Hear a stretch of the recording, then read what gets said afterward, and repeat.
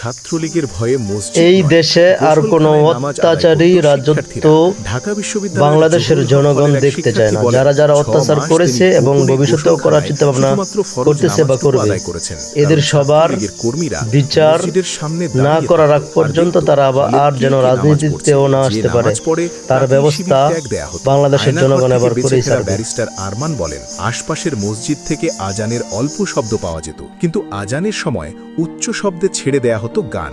মুক্তি পাওয়ার পর আরও এক বন্দী তানভীর মাহাতাব বলেন, তিনি যখন বন্দী অবস্থায় রমজান মাসে একটি কোরআন চেয়েছিলেন, তখন তাকে কোরআন তো দেওয়াই হয়নি, উল্টো বলা হয়েছিল কোরআন পড়ে কোনো লাভ নেই, আল্লাহ তাকে বাঁচাতে পারবেন না। শেখ হাসিনার একসময় ব্যক্তিগত সহকারী মুক্তিযোদ্ধা মতিউর রহমান রেন্টু তার আমার ফাঁসি চাই বইতে লেখেন, শেখ হাসিনার সবচেয়ে বেশি অপছন্দ ছিল নামাজি মানুষ। শুধু তাই না, তিনি নামাজ বা ধর্ম পালনকে ব্যবহার করতেন জনপ্রিয়তার হাতিয়ার হিসাবে। একই বইতে মতিউর রহমান রেন্টু লেখেন কিভাবে শেখ হাসিনা লোক দেখানোর জন্য মাইকে ঘোষণা দিয়ে নামাজ আদায় করতেন।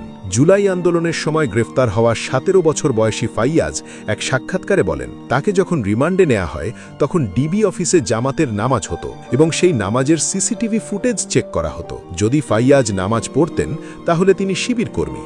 ৩৮তম বিসিএসে প্রথম হওয়ার পরেও বাদ দেয়া হয় মারুফকে, কারণ তিনি ছিলেন একজন কোরআনের হাফেজ। শেখ হাসিনার পদত্যাগের পর থেকে একে একে প্রকাশ্যে আসতে থাকে এমন শত শত ইসলাম বিদ্বেষী অভিযোগ। ওয়াজে যে কোনো বক্তা যদি সরকারের জুলুম নিয়ে কিছু বলতেন, তাকেই করা হতো অপমান অপদস্থ।